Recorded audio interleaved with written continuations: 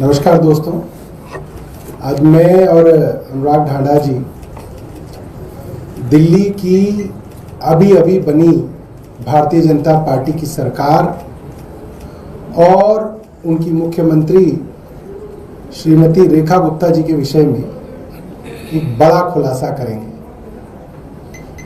पिछले 50 दिन से हम आपको बता रहे थे कि कैसे भाजपा की सरकार गरीब लोगों के खिलाफ काम कर रही है, लोअर इनकम ग्रुप के लिए किस तरीके से ये उनके खिलाफ काम कर रहे हैं। आज हम सबूतों के साथ आपको बताएंगे किस तरीके से दिल्ली की मिडिल क्लास के खिलाफ, मध्यम वर्ग के खिलाफ एक बड़ी साजिश दिल्ली के अंदर की जा रही है। 1 अप्रैल जब से दिल्ली के स्कूल खुले हैं, कई ऐसे बड़े बड़े स्कूल हैं जो दिल्ली के नहीं, भारत के सबसे बड़े स्कूलों में जिनका नाम आता है, उनके स्कूलों के बाहर बच्चों के माँ बाप प्रदर्शन कर रहे हैं। 40 डिग्री सेंटीग्रेड के अंदर प्रदर्शन चल रहा है और भारतीय जनता पार्टी की सरकार नींद में सोई हुई थी। जब से हमने प्रेस वार्ता की है, भारतीय जनता पार्टी को मध्यम वर्ग की थोड़ी सुध हुई है। स्कूलों की फीस बढ़ाने का मुद्दा जब भी आप देखें तो इसमें 2 इंटरेस्ट ग्रुप्स होते हैं। एक स्कूल मैनेजमेंट, बड़े बड़े उद्योगपति, बड़े बड़े बिजनेसमैन जो ये बड़े बड़े स्कूल चलाते हैं, और दूसरा होता है पेरेंट्स, अभिभावक वर्ग, वो माँ बाप जो किसी तरीके से अपने बच्चों की फीस भरते हैं और फीस बढ़ती है तो उनकी जेब पे हमला होता है। जब जब दिल्ली सरकार ने प्राइवेट स्कूलों के ऊपर शिकंजा कसा, फीस की मनमानी को लेके ऑर्डर्स, डायरेक्शंस, एडवाइजरीज निकाली, जांच बिठाई, डिसीजंस हुए, दिल्ली के प्राइवेट स्कूलों की अम्ब्रेला ऑर्गेनाइजेशन, जिसका नाम मैं आपको बताऊं, action committee of unaided private schools, action committee of private unaided schools, जिसका नाम कई जगह यह भी लिखा जाता है action committee of unaided recognised private schools, Delhi high court, Delhi supreme court में के हमारी सरकार के खिलाफ, हमारे सरकार के ऑर्डर्स और सर्कुलर्स के खिलाफ बार बार जाती थी। और दिल्ली हाई कोर्ट के अंदर और सुप्रीम कोर्ट के अंदर ये 2 पक्ष लगातार लड़ रहे थे। एक तरफ दिल्ली सरकार और डायरेक्टरेट ऑफ एजुकेशन था और दूसरी तरफ ये प्राइवेट अनएडेड स्कूल्स की एक्शन कमेटी थी और इसके अध्यक्ष भरत अरोड़ा थे। और ये लड़ाई आप कहीं भी गूगल कर लीजिए, आपको तमाम जगह पे मिल जाएगी। तो एक वर्ग स्कूलों की फीस बढ़ाना चाहता था, एक वर्ग स्कूलों की फीस ना बढ़े चाहता था। अब वो वर्ग जो स्कूलों की फीस बढ़ाना चाहता था, लगातार दिल्ली सरकार और डायरेक्टरेट ऑफ एजुकेशन के खिलाफ अदालतों में लड़ रहा था। उस एक्शन कमेटी के बारे में मैं आपको कुछ चीजें दिखाऊंगा। एक बार लाइट बंद कर दीजिए, एक बार दिखा देते हैं। उस एक्शन कमेटी के अध्यक्ष, जो कि उन्होंने कई जगह अपने आप को लिखा हुआ है प्रेसिडेंट एक्शन कमेटी, ये मैं आपको दिखा रहा हूं। ये वो तमाम हाईकोर्ट के दर्जनों ऐसे मुकदमे हैं जिसके अंदर आप देख सकते हैं directorate of education versus action committee of unaided recognised private schools. ये 2016 का है। अगला दिखाइएगा।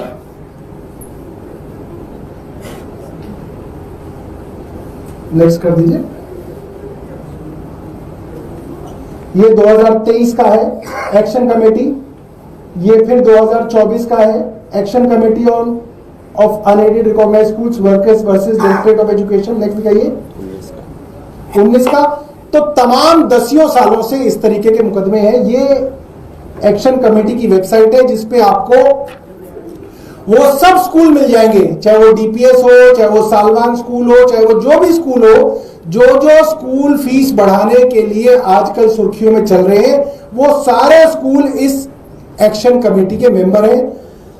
सैकड़ों ऐसे स्कूल हैं। और इस एक्शन कमेटी के जो अध्यक्ष हैं, इनका ये फेसबुक अकाउंट है, आप देख सकते हैं भरत अरोड़ा, एक मिनट पीछे, भरत अरोड़ा उर्फ Shammi, present action committee unaided recognised private school Delhi.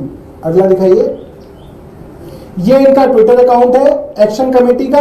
आप देख सकते हैं भरत अरोड़ा की पोस्ट को एक्शन कमेटी ने रीपोस्ट कर रखा है अपने ट्विटर अकाउंट पे। ये ट्विटर अकाउंट है एक्शन कमेटी का।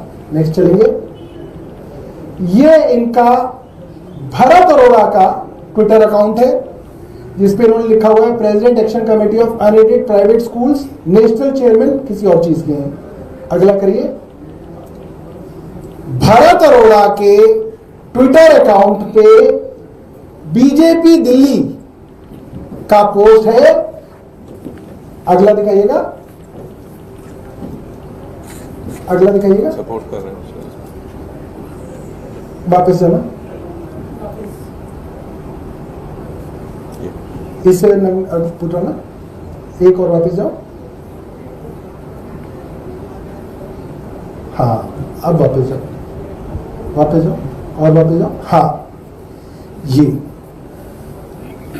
दिल्ली के प्राइवेट स्कूलों की मैनेजमेंट की एसोसिएशन जो हमेशा से पेरेंट्स के खिलाफ, सरकार के खिलाफ फीस बढ़ोतरी की एडवोकेसी करती रही, हिमायत करती रही, वो एक्शन कमेटी कह रही है दिल्ली में आ रही है भाजपा। तारीख आपने लिखी है, आप तारीख देख सकते हैं, तारीख है 1, मुझे लग रहा है ये फरवरी है, 1 फरवरी 2025, 1 जनवरी 2025। अगला दिखाइए, 1 जनवरी 2025। अगला इन्हीं के अकाउंट का दूसरा 5 फरवरी का दिन होगा, कमल चुनाव चिन्ह होगा। भरत अरोड़ा। अब और एक खास बात, ऐसा नहीं है कि भरत अरोड़ा कोई ऐसे ही आदमी है जो एक्शन कमेटी के प्रेसिडेंट हैं और भाजपा को सपोर्ट कर, नहीं। भरत अरोड़ा, अगर आप नीचे देखें, भरत अरोड़ा भारतीय जनता पार्टी की प्रदेश कार्यकारिणी के सदस्य हैं और इनके शिक्षक प्रकोष्ठ के संयोजक हैं। इनकी जो एकेडमिक सेल है भाजपा की, उसके अध्यक्ष हैं भरत अरोड़ा। वो आदमी जिनकी एसोसिएशन फीस बढ़ाने के लिए हर महीने हाई कोर्ट जाती है, जो फीस बढ़ाने के लिए सब कुछ करने के लिए तैयार है। वो चाहते हैं भारतीय जनता पार्टी की सरकार दिल्ली के अंदर बन जाए। नेक्स्ट दिखाइएगा, ये इनका इंस्टाग्राम का अकाउंट है, आप तमाम फोटोज देख सकते हैं। पूरे का पूरा भारतीय जनता पार्टी का एक कार्यकर्ता, एक ऑफिस बेरर की तरह इनका अकाउंट है। ये कल की फोटो है, कल भाजपा का स्थापना दिवस था तो अपनी छत पे भाजपा का झंडा लगा के भरत अरोड़ा की ये फोटो है। ये अब आप देख सकते हैं, इसमें मुख्यमंत्री जो मैंने कहा, भरत अरोड़ा भारतीय जनता पार्टी दिल्ली की मुख्यमंत्री के बेहद करीबी हैं और इनके चुनाव प्रचार के अंदर पूरी तरीके से लगे हुए थे भरत अरोड़ा। ये फोटो जो है, ये इन्होंने इनको कांग्रेचुलेट किया है, मगर ये जो फोटो है ये पुरानी फोटो है, उनके प्रचार के समय की फोटो है, वो मैं आपको दिखाऊंगा। ये फोटो आप देख सकते हैं, इसके अंदर भरत अरोड़ा वहां पे खड़े हुए हैं और ये तमाम भारतीय जनता पार्टी के पदाधिकारी हैं। ये देखिए, झुग्गी प्रवास आयुर्वेदिक कैंप में मंडल प्रधान फला फला के साथ भरत अरोड़ा। ये जो भारतीय जनता पार्टी का जो चुनाव प्रचार था विधानसभा का, उस प्रचार के अंदर एक कार्यक्रम था झुग्गी प्रवास। उसके अंदर झुग्गी प्रवास, शालीमार बाग, मुख्यमंत्री रेखा गुप्ता की कॉन्स्टिट्यूएंसी में प्रचार करते हुए शालीमार बाग में भरत अरोड़ा। ये भरत अरोड़ा ने लिखा है कि इनको भारतीय जनता पार्टी ने एक और पोस्ट दी थी प्रदेश चुनाव समिति में, प्रदेश दिल्ली विधानसभा चुनाव 2025, ऊपर करो, ऊपर ले जाओ भाई, ऊपर ऊपर ले जाओ, ऊपर नीचे ले, के लिए प्रदेश चुनाव समिति ने मुझे सामाजिक संपर्क समिति में जिम्मेदारी देने के लिए प्रदेश अध्यक्ष जी का धन्यवाद। 30 नवंबर 2024 की है पोस्ट। नेक्स्ट चलेंगे, ये आप देख सकते हैं 8 दिसंबर 2024 का है, चुनाव प्रचार का समय है। और आप देखिए, एक मिनट पीछे जाओ, रेखा गुप्ता जी आप देख सकते हैं, इनके member of parliament Praveen Khandelwal, पीछे भरत अरोड़ा भारतीय जनता पार्टी के कार्यक्रम में, बीजेपी का पटका उनके गले में, और यहाँ कोने में रेखा गुप्ता जी बैठी हुई हैं। इनके प्रचार की ये फोटो है। नेक्स्ट दिखाइए। ये वो देखिए, वो जो बोर्ड है उसमें लिखा हुआ है प्रत्याशी रेखा गुप्ता, और वहां कोने में जो विक्ट्री का साइन जिन्होंने लगा रखा है हाथ पे और गले में मोदी जी का पटका पहन रखा है, वो भरत अरोड़ा है। ये भरत अरोड़ा जी के इंस्टाग्राम अकाउंट की फोटो है। ये भरत अरोड़ा जी इधर, रेखा गुप्ता जी मुख्यमंत्री और सांसद प्रवीण खंडेलवाल। नेक्स्ट, भरत अरोड़ा जी, रेखा गुप्ता जी। 5 फरवरी का दिन होगा, कमल चुनाव चिन्ह होगा। तो दोस्तों, लाइट्स पूरी तरीके से ये भारतीय जनता पार्टी की मुख्यमंत्री का कॉन्फ्लिक्ट ऑफ इंटरेस्ट है। वो संस्था, वो पार्टी, वो इंटरेस्टेड पार्टी जिसका मूल उद्देश्य ये है कि दिल्ली में किसी तरीके से स्कूलों की फीस बढ़े, वो संस्था और उस संस्था का संयोजक भारतीय जनता पार्टी के मुख्यमंत्री के चुनाव प्रचार के अंदर मौजूद है। उनकी पार्टी का पदाधिकारी है, उनके सांसद और उनके मुख्यमंत्री के साथ तमाम फोटोज हैं। और जैसे ही भाजपा की सरकार बनी, तमाम जगहों से ये खबरें आने लग गई कि स्कूल ने 60% फीस बढ़ा दी, स्कूल ने 65% फीस बढ़ा दी, स्कूल ने 25% फीस बढ़ा दी, स्कूल के अंदर बच्चों को क्लासों में अटेंड नहीं करने दे रहे, लाइब्रेरी में बिठाया जा रहा है, उत्पीड़न किया जा रहा है, पेरेंट्स स्कूलों के बाहर धरना दे रहे। कोई भारतीय जनता पार्टी का विधायक उनके समर्थन में नहीं जा रहा, कोई मंत्री उनके समर्थन के अंदर नहीं जा रहा। और जो कल समिति बनाने का जो नौटंकी की है, मैं उसके बारे में भी आपको बता दूं, वो पूरी तरीके से मिडिल क्लास के साथ एक धोखा किया गया है। और एक षड्यंत्र के तहत जो कल अनाउंसमेंट की गई है कि सभी स्कूलों के अंदर एसडीएम्स ऑडिट करेंगे, वो पूरी तरीके से मिडिल क्लास को धोखा देने का एक षड्यंत्र है। क्यों है वो eye wash? Delhi school education rules 1973, जिसका सेक्शन 183 कहता है कि आप ऑडिटर अपॉइंट करेंगे, directorate of education auditor appoint करेगा जो उन स्कूलों के खातों की ऑडिट करेगा, या आप सीएजी को कहेंगे, सीएजी उसकी ऑडिट करेगा। आपने एसडीएम कह के उनको मौका दिया है, प्राइवेट स्कूल वालों को, कि आपकी इस तथाकथित ऑडिट को वो हाईकोर्ट के अंदर चैलेंज करेंगे और हाईकोर्ट उसको स्टे कर देगा। और भारतीय जनता पार्टी की सरकार कहेगी, भाई हम क्या करें, ये तो कोर्ट ने स्टे कर दिया, अब तो फीस बढ़ेगी। ये पूरी तरीके से षड्यंत्र है। पहले भी ऐसा कई बार हुआ है कि एसडीएम या डीएम की जो जांच समितियां होती हैं, इनको कोर्ट ने स्टे किया है क्योंकि इनका ज्यूरिसडिक्शन नहीं बनता है। तो ये साफ तौर पे है कि मैनेजमेंट, स्कूल मैनेजमेंट या उनकी एक्शन कमेटी के साथ मिली भगत करके जानबूझ के इस तरीके के अनाप शनाप ऑर्डर दिए जा रहे हैं ताकि वो स्कूल उनको चैलेंज कर दे और स्कूलों को और स्कूलों की मैनेजमेंट को राहत मिल जाए। मैं अनुराग ढांडा जी को भी कहूंगा, वो इस विषय में कई दिनों से जो है अपनी बात रख रहे हैं, वो भी इसमें कुछ अपनी बात कहेंगे। जिस तरीके से सौरभ भारद्वाज जी ने अभी आप लोगों को बताया कि मुख्यमंत्री रेखा गुप्ता जी का डायरेक्ट कॉन्फ्लिक्ट ऑफ इंटरेस्ट इस पूरे मामले में नजर आ रहा है। जो व्यक्ति उनके चुनाव में इन्वेस्ट करता है, जो व्यक्ति उनके चुनाव में प्रचार करता है, उनकी कॉन्स्टिट्यूएंसी में प्रचार की जिम्मेदारी संभालता है, वो वही व्यक्ति है जो स्कूलों के अंदर फीस बढ़ाने की एडवोकेसी करता है।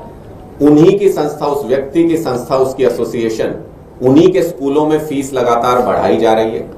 तो ये सरासर ये नजर आता है कि मुख्यमंत्री जी ने उनके चुनाव में जो इन्वेस्ट किया गया, जो समय लगाया गया, जो प्रचार किया गया, उसके एवज में इस पूरी संस्था, इस एसोसिएशन को ये छूट दे दी है कि आप प्राइवेट स्कूलों के अंदर फीस बढ़ाइए, पेरेंट्स के ऊपर, अभिभावकों के ऊपर जो मर्जी अत्याचार कीजिए, सरकार आपको एक एस्केप रूट प्रोवाइड करा देगी। अगर ये कॉन्फ्लिक्ट ऑफ इंटरेस्ट नहीं है तो हमारा एक सिंपल सा साधारण सा प्रश्न है रेखा गुप्ता जी के लिए कि अगर ये डायरेक्ट कॉन्फ्लिक्ट ऑफ इंटरेस्ट नहीं है और अगर वो इसमें सीधे तौर पर इन्वॉल्व नहीं है तो तुरंत एक आदेश जारी करके जितने स्कूलों के अंदर फीस बढ़ाई गई है उसको रिवर्स करें। एक ऐसा आदेश अगर मुख्यमंत्री रेखा गुप्ता जी जारी नहीं करती हैं कि वो फीस बढ़ोतरी तुरंत प्रभाव से निरस्त की जाए, तो इसका सीधा मतलब यह है कि उनका डायरेक्ट कॉन्फ्लिक्ट ऑफ इंटरेस्ट है, वो इस पूरे मामले के अंदर इन्वॉल्व है। और अगर ऐसा मुख्यमंत्री कोई आदेश नहीं करती है तो हम इसको लोगों के बीच लेकर के जाएंगे, इस मुद्दे को आगे लेकर के जाएंगे। और मुझे ये कहने में कोई गुरेज नहीं कि दिल्ली की मुख्यमंत्री के पद पर उनको रहने का कोई अधिकार नहीं है अगर वो दिल्ली के वोटर्स, दिल्ली के अभिभावकों के ऑपोजिट पार्टी के साथ डायरेक्टली इंटरेस्ट में इन्वॉल्व। आपके कोई प्रश्न था? सौरभ जी, कल दिल्ली सरकार के शिक्षा मंत्री का एक प्रेस कॉन्फ्रेंस हुआ था, उसमें उन्होंने कुछ डेटा दिया कि कुल 35 स्कूल का सिर्फ आप लोगों ने ऑडिट करवाया और बहुत सारे स्कूल के नाम गिनाए जिसमें कितना % फीस किस साल में बढ़ाया गया था आपके सरकार में रहते। तो ऐसा नहीं है कि फीस पहली बार बढ़ा, 10 साल में आप लोगों ने रोक लगा दी थी। उनका ये कहना है हाँ अभी जो कोशिश हो रही है उसको रोकने के लिए हमने कमेटी बनाई। देखिए, मैं तो गांव का आदमी हूं, सीधा सा गांव वाली बात करूंगा। 2 पॉलिटिकल पार्टियां हैं, आम आदमी पार्टी और बीजेपी। जो स्कूलों की संस्था है, जो मैनेजमेंट है, जो उद्योगपति हैं, जो मालिक हैं, वो कह रही है आ रही है बीजेपी, बीजेपी को जिताना है। भाई क्या लड्डू देगी बीजेपी उनको, और आम आदमी पार्टी को हराना है। ऐसा क्या था जो स्कूलों की मैनेजमेंट, उद्योगपति आम आदमी पार्टी से इतना परेशान थे? इसलिए परेशान थे ना क्योंकि हम उनकी मनमानी नहीं चलने दे रहे थे।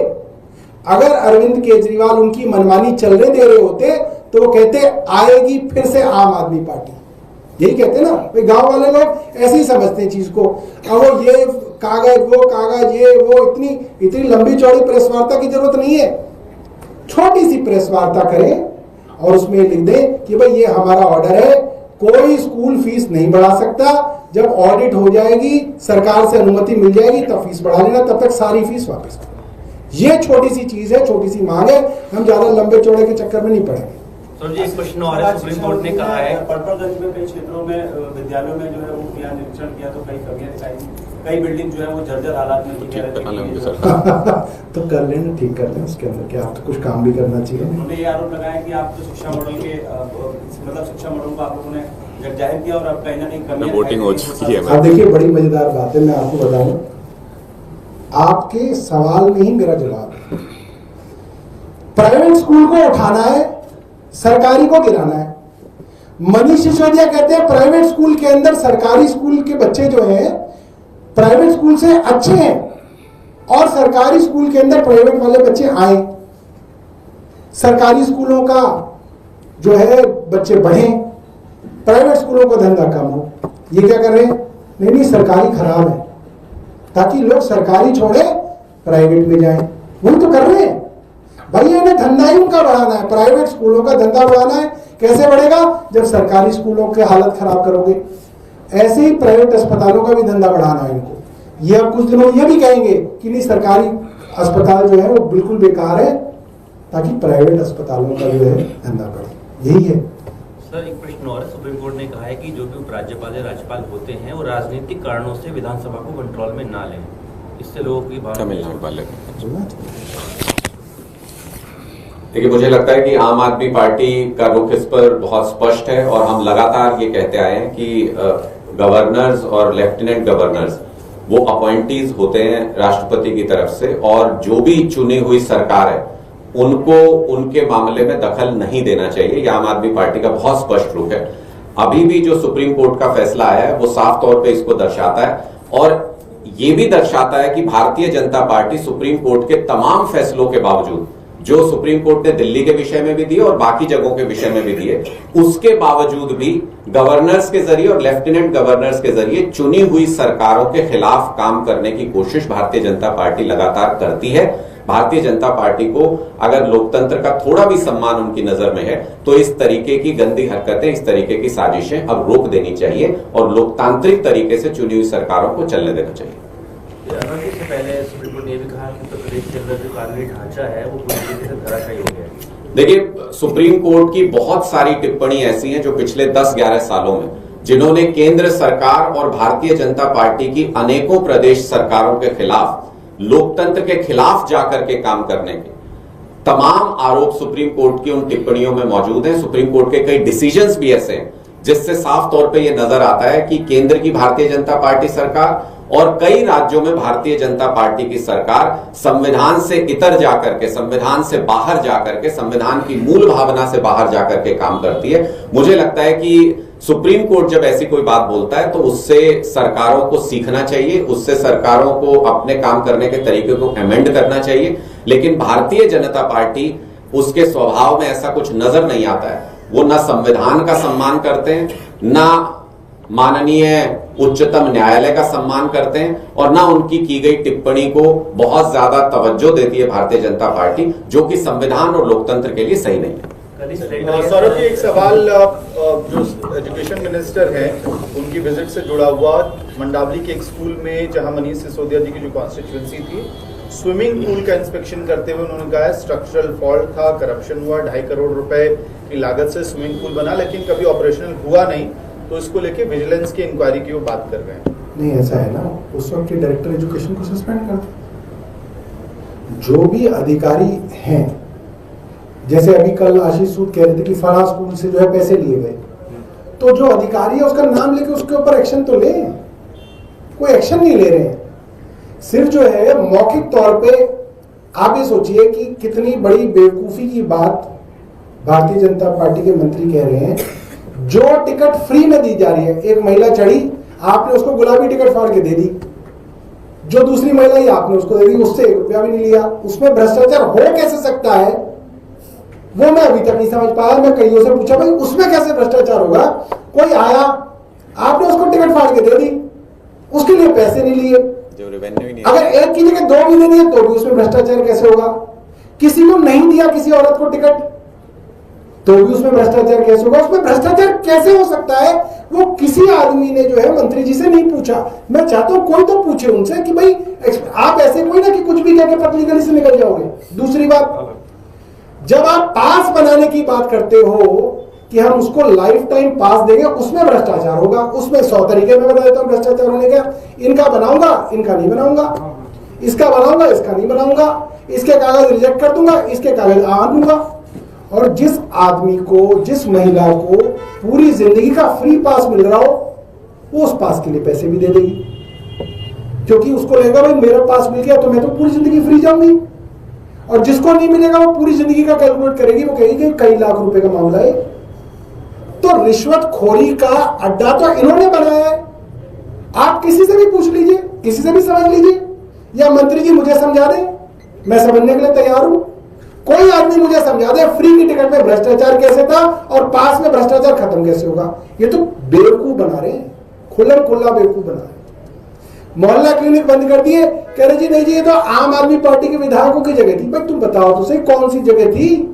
कौन सा मोहल्ला क्लिनिक है जो आम आदमी पार्टी के विधायक ने किराए पर दे रखा था और उससे वो किराए की आमदनी हो रही थी उसकी?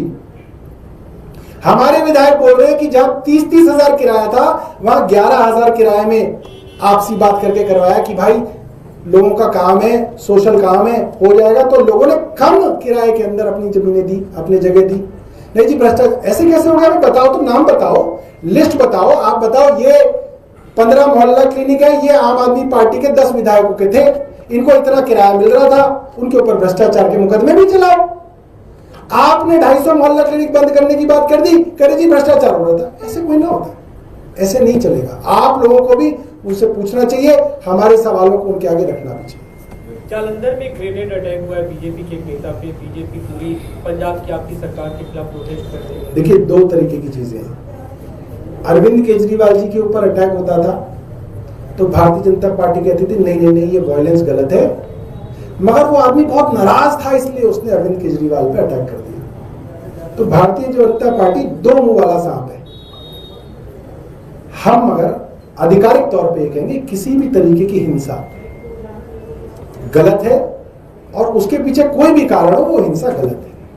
उस हिंसा को हम दूसरे मुंह से ये नहीं कह सकते नहीं ये हिंसा ठीक भी है, वो गलत है, और हम उसका जो है हम उसकी जो है निंदा करते हैं। मैं इसमें ऐड कर दूं, मैं जो पंजाब की घटना का आपने जिक्र किया मैं उसमें ऐड कर दूं। पिछले कुछ दिनों से जिस तरीके से पंजाब के अंदर व्यवस्था को खराब करने की कोशिश कुछ तत्वों के द्वारा की जा रही है, वो इंटेलिजेंस से भी और जो सामान्य तौर पे भी नजर आता है। जो नशे के खिलाफ आम आदमी पार्टी ने एक जबरदस्त अभियान पंजाब के अंदर चलाया हुआ है, उससे हमारे पड़ोसी मुल्क में जो देश को अनस्टेबल करने वाली ताकतें हैं या जो इस तरीके की ताकतें हैं जो स्टेट के खिलाफ काम करती हैं, वो बौखलाई हुई है बुरी तरह से, क्योंकि उससे जो ब्लैक मनी जनरेट होता था, उससे जो पैसा आता था, उसी से ये इस तरीके की गतिविधियों को बढ़ावा देते थे। वो उस बौखलाहट में इस तरीके की कई घटनाएं करने की कोशिश पंजाब में की जा रही है, जिसका मुंहतोड़ जवाब पंजाब पुलिस की तरफ से तुरंत एक्शन लेके हर घटना में किया जा रहा है। और बहुत जल्दी निकट भविष्य में पूरे नेक्सस को, नशे के तंत्र को भी और अपराधी तंत्र को भी पूरी तरह से पंजाब सरकार नेस्तनाबूद कर देगी। इस तेज रफ्तार से वहां पर काम किया जा रहा है।